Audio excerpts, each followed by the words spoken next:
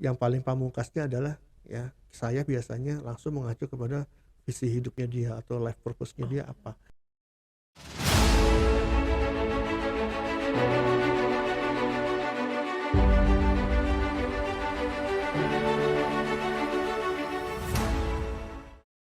Halo semuanya, kembali lagi di Dunia Leadership Coaching, channel di mana kita membahas tentang leadership dan coaching. Kembali lagi dengan saya, Mavis. Nah, pada hari ini, pada saat ini, sekarang nih, kita akan membahas topik yang menarik banget. Tapi sebelum kita lanjut, saksikan yang berikut ini dulu.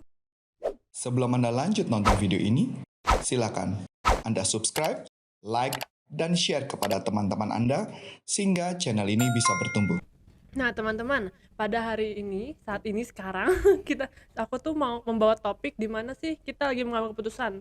Terus udah sesuai nih kriteria yang kita mau nih, satu putusan nih. Tapi kok kayaknya kita mau yang satu lagi, kayak internal batin, konflik batin, internal konflik lah kalau sebutannya. Kalau aku pengen tahu bisa nggak sih hal seperti itu di coaching, makanya aku mau menghadirkan Pak Adit ini, Coach Adit yang nomor satu, keren banget. Halo Coach. Halo.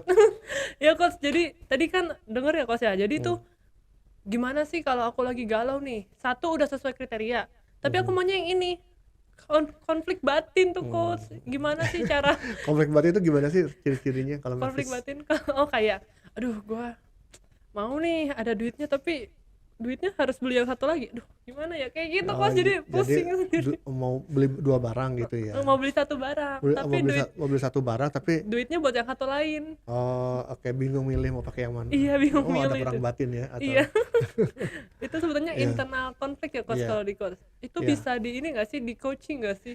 Ya, jadi internal konflik itu juga salah satu topik yang banyak ya yang saya dapatkan dari klien ya. Oh. Terutama sebagai seorang leaders gitu, para leaders yang saya coaching, internal konflik dalam hal memimpin timnya, dalam mengambil keputusan, berpikir strategik dan seterusnya gitu ya. Nah, inilah yang paling sering juga yang saya coaching gitu ya, bagaimana mereka bisa dealing with internal konflik mereka gitu. Nah, kalau kita dalam mengambil keputusan, pilihannya sudah ada gitu ya. Kemudian kan seperti yang mungkin di topik sebelumnya kita sudah bahas ya, dalam mengambil keputusan itu kan ada yang namanya ini ya, atau kriteria yang sudah Kriteria, ditetapkan, iya. kriteria untuk memilihnya gitu. Tapi tetap aja kok sudah ada kriteria, udah ada masih bingung gitu ya. Masih bingung. Berarti ini sepertinya, ya bukan sepertinya sih, pasti ada satu atau lebih, dua atau lebih kriteria yang saling conflicting, saling berlomba-lomba gitu ya, saling berlomba-lomba untuk diprioritaskan. Oh, berlomba-lombanya itu untuk diprioritaskan ya? Iya, karena kan dalam mengambil keputusan itu pasti kriteria tersebut harus ada urutan prioritasnya. Nah, ada beberapa value nih, minimal 2 ya, namanya juga conflicting, pasti kan nggak mungkin satu kan, Iya, benar. dua hal yang minimal 2 hal yang saling berperang gitu ya. Nah, makanya disebut perang batin. Perang batin. Gitu ya. Nah, ini ada 2 atau lebih value atau kriteria yang perlu di-resolve dulu nih, diberesin gitu, supaya dia bisa dengan lebih tenang mendapatkan awareness baru dan solusi yang bisa bisa digunakan untuk melanjutkan memilihnya gitu. Harus awareness baru dibikin dulu baru bisa memilih. Iya dong, betul. Oh, cara membuat awareness baru itu seperti apa tuh Ya, Coach? tentu dengan teknik coaching gitu ya, yang kita namakan creating awareness, powerful questioning, reframing, terutama itu sih gitu ya, dengan teknik-teknik pertanyaan tertentu yang mungkin agak teknis kalau dibahas sekarang gitu ya. Mendingan belajar di kepelatihannya aja gitu. Tapi konsepnya adalah gini sih, ada 2 value tersebut atau 2 kriteria tersebut ditemukan highest intention dari masing-masing.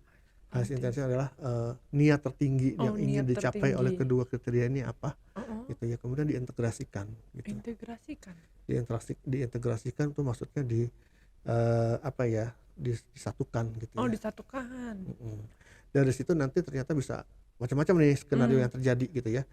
Bisa jadi si klien tersebut atau coach tersebut bisa memilih salah satunya gitu ya. Atau bisa memprioritaskan dengan lebih gampang gitu, yang mana yang tadinya rebutan akhirnya dia bisa memprioritaskan.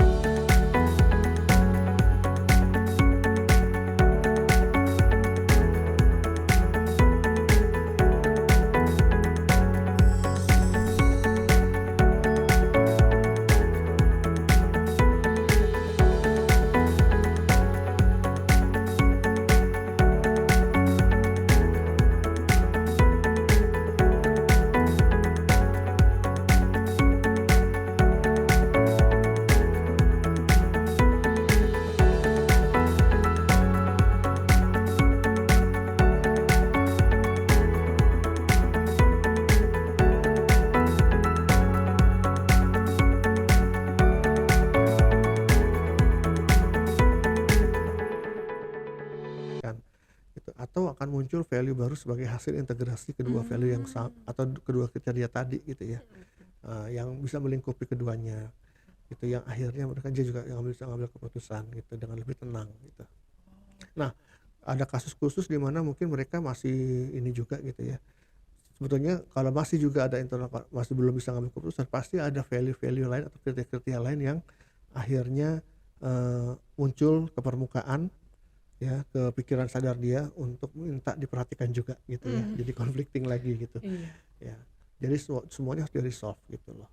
Dan yang paling pamungkasnya adalah ya saya biasanya langsung mengacu kepada visi hidupnya dia atau life purpose-nya dia apa. Dari situ dia juga bisa ngambil keputusan gitu loh. Misalnya cari 2 pekerjaan gitu ya, 3 pekerjaan. Life purpose kamu dalam hidup apa? Terus dari situ mana dari 2 pekerjaan ini yang paling sesuai untuk mencapai itu gitu ya. Nah itu juga bisa digunakan gitu ya. Jadi macam-macam sih. Tapi yang teknik utamanya adalah mengintegrasikan 2 value yang atau 2 kriteria yang conflicting itu gitu, yang saling berperang gitu. Berarti yang paling penting itu mengintegrasikan dari 2 kriteria yang berperang lah ya. Iya. Nanti alternatifnya baru menciptakan value mengikuti tujuan hidup ya, life purpose ya. Ya akan lebih bagus lagi kalau dikaitkan juga dengan life purpose-nya atau akan lebih baik. maksud tujuan dia di hidup ini gitu ya. Gitu. Atau visi hidup lah gitu, Visi atau hidup apalah ya. istilahnya. Berarti tadi setelah diintegrasi ada kemungkinan dapat memilih salah satu dari 2 pekerjaan atau terciptalah memilih pekerjaan baru, terciptalah yang ketiga. Iya, kriteria yang ketiga gitu ya. Yang ketiga, Yang baru gitu. Macam-macam sih gitu. Dan kalau dari tiga-tiganya masih belum bisa, life purpose. Iya. Sebelum Anda lanjut nonton video ini, silakan Anda subscribe, like, dan share kepada teman-teman Anda sehingga channel ini bisa bertumbuh. Kalau masih dari life purpose masih gak bisa ngaitinnya tuh. Ya, berarti life purpose-nya belum jelas memang dia dalam life hidup. purpose-nya Itu sendiri juga yang belum. harus di-coaching. Berarti Life purpose-nya, untuk value-value hidupnya, itu semua harus di-coaching dulu, baru akhirnya kita bisa coachingkan dia dalam menentukan keputusan gitu. berarti untuk membuat sebuah keputusan aja itu life purpose-nya harus jelas dulu ya. Iya. Kalau nggak jelas, Kalau nggak jelas bisa juga, ya berarti bukan secara coaching, ya harus terapi gitu ya. beda-beda lagi ya. Berarti mungkin memang ya ada nih memang kasus di mana seorang anak yang dia itu benar-benar nggak bisa mengambil keputusan dalam dirinya gitu ya. Mau milih baju nggak bisa, mau ini nggak bisa, karena semua tuh sejak kecil sudah diatur dan ditentukan oleh ibunya gitu ya, sudah sangat dikontrol ibunya, jadi dia tidak bisa mandiri dalam mengambil keputusan ketika dewasa. Kan parah tuh gitu Iya, ya. Nah benar. itu sih udah harus diterapi ya. Terapi dulu baru di coaching lah ya Gitu berarti. karena dia benar-benar ada something yang masih dalam dirinya tuh kurang ya, belum terpenuhi gitu ya. Bener. Oh ya coach, kalau aku mau belajar tentang coaching gitu di mana sih coach? Ya banyak coaching school di luar sana, cuman yang perlu diperhatikan adalah kriteria ya. Kriteria dalam memilih coaching school itu salah satunya adalah yang sudah diakreditasi oleh ICF. Akreditasi. Ya, karena dengan diakreditasi F ya berarti coaching school tersebut atau program pelatihannya sudah disetujui dan atau di-approve oleh ICF dan diawasi kualitasnya oleh ICF atau Badan International Coaching Federation ya. Nah, salah satu badan pengawas coaching yang terbesar di dunia gitu. Jadi kualitasnya dari sisi kode etik pengajaran dan sampai core kompetensi yang diajarkan itu semuanya sudah diawasi dan di-approve oleh ICF. Nah, kalau corporate consulting ada pelatihan yang ada. sudah disetujui oleh yang sudah di-approve oleh ICF, yaitu ACSTH yang 66 jam. Silakan buka di www.corporateconsulting.com. Silakan cari di situ produk pelatihan coaching ICF ACSTH 66 jam. Nah, untuk teman-teman yang ingin mempelajari lebih dalam tentang coaching bisa di Corpora Consulting di www.corporaconsulting.com di apa tadi coach, coaching ACSTH 66 ya, jam. 66 jam. Oke, makasih loh coach sudah membantu. Mungkin dengan tips dari coach hari ini ya, aku harus menemukan tujuan hidupku dulu berarti nih yang jelas. Betul. Karena jujur aja aku kayaknya nggak jelas deh. Ya. Semoga ini bermanfaat untuk teman-teman, leader-leader dan semuanya yang menonton. Oh ya, jangan lupa untuk subscribe, like, dan komen juga ya. Kalau ada yang ditanyakan ke Pak Adit atau Coach Adit, salah maaf, untuk Coach Adit boleh di komen langsung. Terima kasih Coach Adit. Sama-sama. Iya. Selamat Jumpa. berjumpa lagi.